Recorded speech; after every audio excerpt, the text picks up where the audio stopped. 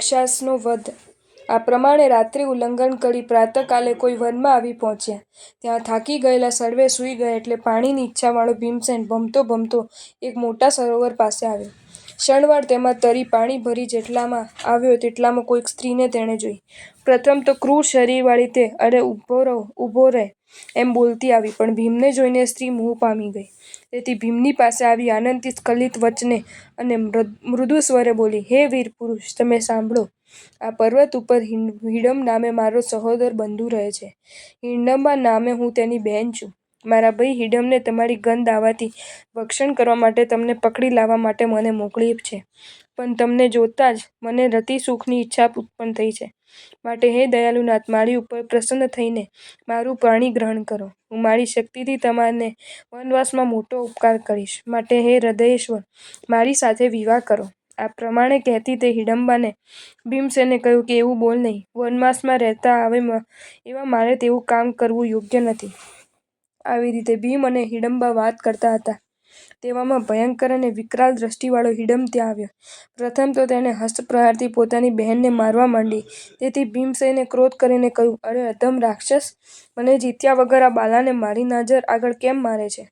આ પ્રમાણે ભીમે કહ્યું એટલે પીળા નેત્રવાળો તે ભયંકર રાક્ષસ મોટા વૃક્ષને ઉખેડી ફૂંફાડા મારતો ક્રોધથી ભીમ સામે દોડ્યો.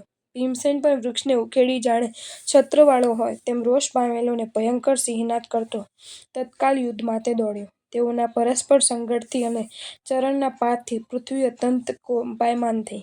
તેમના યુદ્ધથી ધર્મરાજા વગેરે જાગી ગયા. એટલે હિડિમ્બા કુંતી માતા પાસે આવી નમીને કહેવા લાગી કે, "હે માતા, આ તમારા પુત્ર ભીમસેનને કોઈ રાક્ષસ મારે છે. માટે તેની સહાય કરવા કોઈને મોકલો. મારું નામ હિડમ્બા છે અને હું ગુણથી વશ થયેલી ભીમસેનની દાસી છું." તે વખતે રાક્ષસના પ્રહારથી ભીમસેનની શીતળ થયેલ જોઈ હાથમાં ખડગ લઈને ધર્મકુમાર વેગથી આક્ષેપ કરતા દોડ્યા. તેવામાં પ્રચંડ પરાક્રમવાળા ભીમસેને પોતે જ સજ્જ થઈ યમરાજની જેમ હાથમાં ગદા લઈને રાક્ષસને મારી નાખ્યો. તેને માર્યો પછી ભીમના રૂપથી મોહ પામેલી હિડિમ્બા તેમની સેવા કરવામાં તત્પર રહેતી તેમની પાછળ ચાલવા લાગી. એક વખત અરણ્યમાં વિષમ માર્ગે આવવાથી તેમનાથી જુદી પડી ગયેલી દ્રૌપદી યુદ્ધભ્રુષ્ટ મૃગની જેમ એકલી ભમવા લાગી. પરંતુ સિંહ, ડુક્કર, હાથી, વ્યાઘ્ર, સર્પ અને અજગર વગેરે શિકારી પ્રાણીઓ શીલમંત્રથી પવિત્ર એવી દ્રૌપદીને કિંચિત પણ પરાભવ કરવા સમર્થ થઈ શક્યા નહીં. પાંડવો કોઈ પણ સ્થાનકે તેનો પત્તો મેળવી શક્યા નહીં. જ્યારે તેઓ ખેદ પામીને નિરાશ થયા ત્યારે ભીમસેનના કહેવાથી હિડમ્બા દ્રૌપદીની શોધ કરીને ત્યાં તેડી લાવી. પછી હિડમ્બા દ્રૌપદી અને કુંતીને અતિ વાત્સલ્યથી સ્કંદ ઉપર ઉપાડીને તેમની ઈચ્છા પ્રમાણે અન્ન જલ આપતી માર્ગમાં સાથે ચાલી.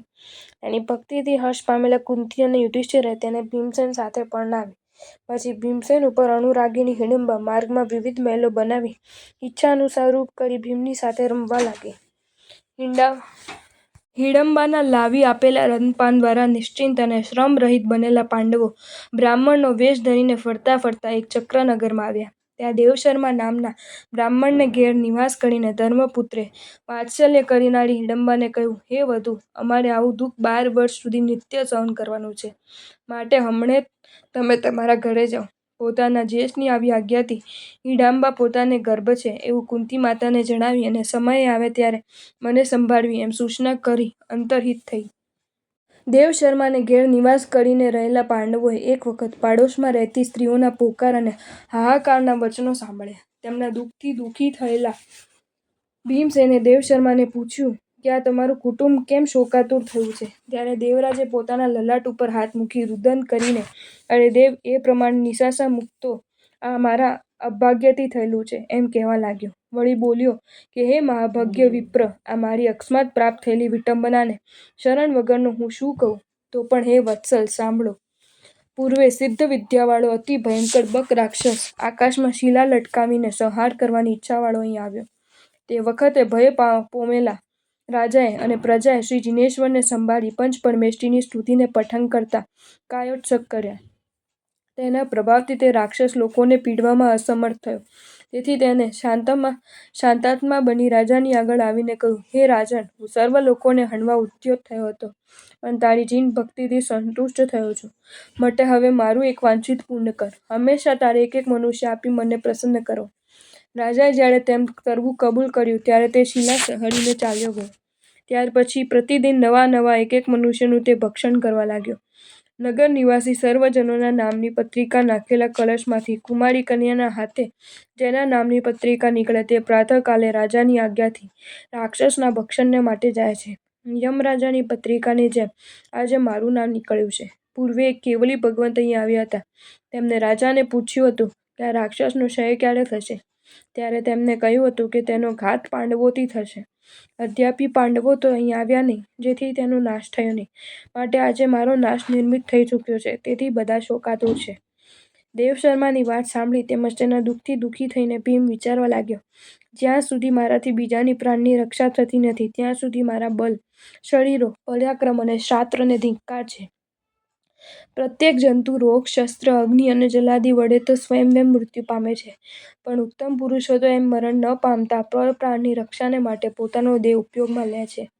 આવો વિચાર કરીને સાહસનિધિ ભીમસેન બોલ્યા, હે વિપ્ર, તું ઘરે જા. આજે હું તે રાક્ષસને તૃપ્ત કરીશ. તેના આવા સાહસથી અંતરમાં હર્ષ પામી દેવશર્મા બોલ્યો, હે ભદ્ર, પરોપકારમાં પરાયણ એવા તમને આ વાત યોગ્ય છે, પરંતુ હું તમને રાક્ષસની પાસે ભક્ષણ કરાવી મારા જીવિતની રક્ષા કેમ કરું? વળી આવેલો અતિથિ સર્વનો ગુરુ છે, એમ વિદ્વાનો કહે છે, તો તમારા પ્રાણથી હું મારા પ્રાણની રક્ષા કેમ કરું? આ પ્રમાણે કહેતા તે બ્રાહ્મણને બલાત્કારે ઘરમાં રાખી ભીમસેન રાજપુરુષોની સાથે તે રાક્ષસના ભવનમાં ગયો. પેલો રાક્ષસ બીજા રાક્ષસોની સાથે ત્યાં આવ્યો ત્યારે મોટી કાયાવાળા ભીમસેનને શિલા ઉપર સૂતેલો જોઈ હર્ષ પામીને સેવકોને કહેવા લાગ્યો, આહા, આજે મારે ભાગ્યથી આ મોટી કાયાવાળો માણસ આવી ચડ્યો છે. તેથી આજે તો સર્વ સુદાતારોની સારી રીતે તૃપ્તિ થશે. એમ કહી કરવત જેવા દાંતને વારંવાર પીસતો, મુખમાં જીભને હલાવતો, ક્રોધથી આંખોને ફેરવતો અને દર્શનથી ભય પમાડતો આ રાક્ષસ હાથમાં ખડગ લઈ અટ્ટહાસ્ય કરતો તેની આગળ આવ્યો. તેવામાં તો શરીર ઉપરથી વસ્ત્રને ત્યજી દઈને તેને બિવરાવતો ભીમસેન લોઢાની ગદા લઈ પર્વતની જેમ શૈયા ઉપરથી ઊભો થયો અને બોલ્યો કે હે રાક્ષસ, ઘણા દિવસનું લોકોને હણવાનું તારું પાપ આજે ઉદયમાં આવ્યું છે, માટે હવે ઈષ્ટદેવને સંભાળ, હમણાં જ તારો ક્ષય થશે. આવા આક્ષેપથી રાક્ષસને ક્રોધથી રાતો થઈ બીજા રાક્ષસોની સાથે દંડ ઉગામીને ભીમની સામે દોડ્યો. હસ્ત લાઘવતાવાળા ભીમસેને મહાબળ વડે તેની સાથે બહુ વાર સુધી યુદ્ધ કરીને પછી તેના મસ્તક પર ગદાનો ઘા કર્યો, એટલે તેનું મસ્તક ફૂટી ગયું. તે સમયે ભીમના મસ્તક ઉપર આકાશમાંથી પુષ્પવૃષ્ટિ થઈ અને દેવતાઓના મુખમાંથી જય જય શબ્દના ધ્વનિ નીકળ્યા. આ સાંભળીને તે નગરનો રાજા અને લોકો અતિ હર્ષ પામી સ્વર્જનને જીવિત આપનાર ભીમસેનને વધાવવા લાગ્યા. આવી રીતે તેના પરાક્રમથી અને જ્ઞાનીના વચનથી તે પાંડવો છે એવું જાણીને રાજાએ તેમને પ્રગટ કરીને ભક્તિ કરી. આ ઉત્કૃષ્ટ વિઘ્ન નાશ પામતા લોકો ભક્તિથી ચૈત્યમાં જિનેશ્વરની પૂજા અને સ્તુતિ કરવા લાગ્યા. પછી પાંડવો પોતે પ્રગટ થવાથી શત્રુ વડે ઉપદ્રવ થવાનો સંભવ ધારીને રાત્રિને તે નગર છોડી દૈત્યવનમાં આવી ગયા. ગુપ્ત રીતે ઝૂંપડી બાંધીને ત્યાં રહ્યા. જો તમને આ વિડીયો ગમ્યો હોય તો આ વિડીયોને લાઇક કરો અને શેર કરો, અને આવા જ નવા વિડીયો જોવા માટે જૈન ફેક્ટ્સ એન્ડ સ્ટોરીઝની ચેનલને સબસ્ક્રાઈબ કરો. ધન્યવાદ.